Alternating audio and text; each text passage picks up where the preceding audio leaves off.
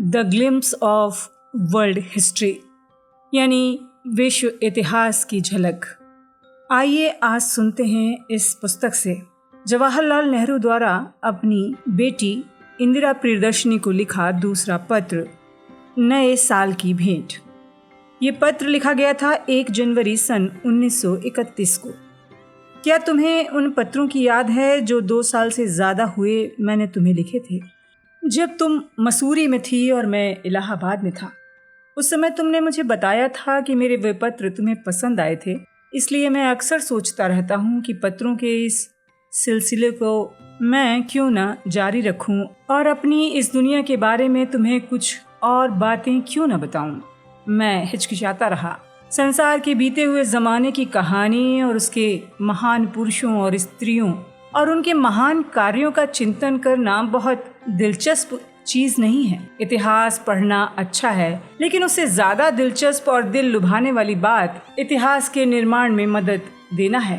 तुम जानती हो, हमारे देश में आज इतिहास का निर्माण हो रहा है। भारत का पिछला इतिहास बहुत पुराना है और प्राचीनता के कोहरे में खो गया है। इसमें अनेक दुखद और अप्रिय युग हैं, लेकिन सभी बातों का लिहाज करते हुए हमारा पिछला ज़माना बहुत शानदार है, जिस पर हम सही तौर पर गर्व कर सकते हैं, जिसका ख्याल करके हम खुशी हासिल कर सकते हैं। लेकिन आज हमें फुर्सत नहीं है कि हम अपना अतीत याद करें। हमारे दिमाग में वो भविष्य है जिसका हम निर्माण कर रहे हैं, और वो वर्तमान है जिसमें हमारा पूरा समय और हमारी पूरी शक्ति लग रही है। यहाँ नैनी जेल में मुझे बात का काफ़ी समय मिल गया है।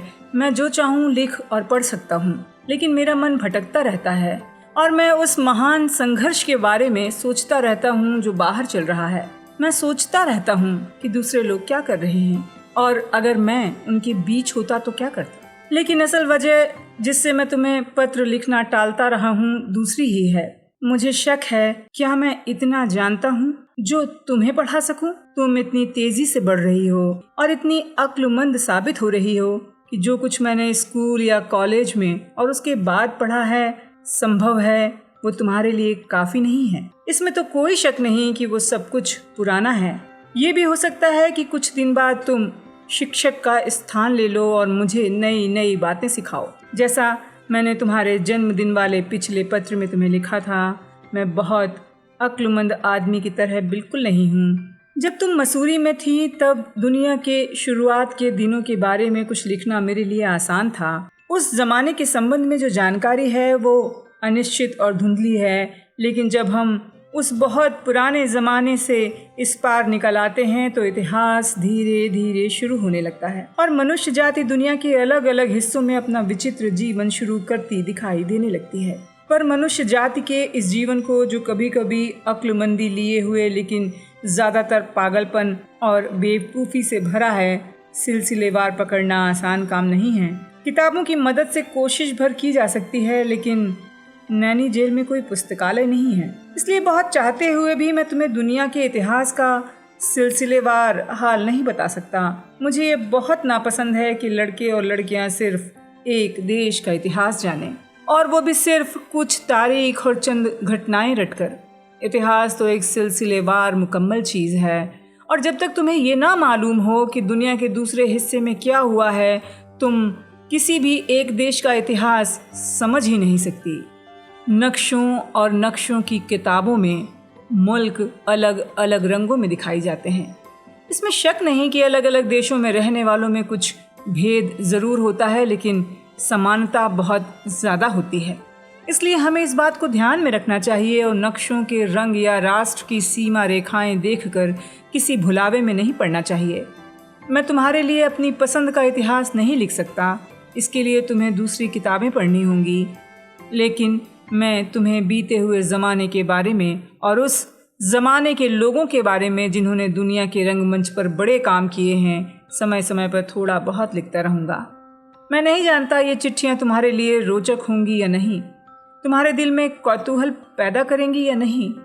सच तो ये है, मैं ये भी नहीं जानता कि चिट्ठियाँ तुम्हें कब मिलेंगी या कभी मिलेंगी भी या नहीं। कितनी विचित्र बात है, हम दोनों एक दूसरे से इतने नज़दीक होते हुए भी दूर हैं।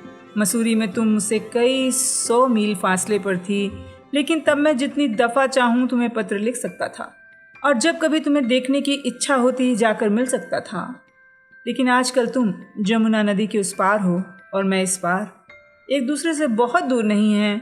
फिर भी नैनी जेल की ऊंची दीवारों ने हमें एक दूसरे से एकदम अलग कर रखा है। 15 दिन में मैं एक पत्र लिख सकता हूँ और एक पत्र पा सकता हूँ। 15 दिन में 20 मिनट की मुलाकात मुझे मिल सकती है। फिर भी मैं इन बंदिशों को अच्छा समझता हूँ। जो चीज़ हमें सस्ती मिल जाती है हम अक्सर उसकी कद्र नहीं करते और मैं ये विश्वास करने लगा हूँ कि कुछ दिन जेल में बिताना आदमी की शिक्षा का बहुत वांछनीय हिस्सा है। खुशकिस्मती की बात है हमारे देश के 20,000 आदमी इस तरह की शिक्षा पा रहे हैं।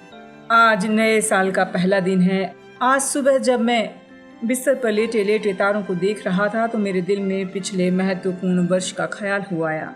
मुझे बापूजी का भी ख्याल आया जिन्होंने यरवदा जेल की कोठरी में बैठे बैठे अपने जादू भरे स्पर्श से हमारे देश को जवान और ताकतवर बना दिया था।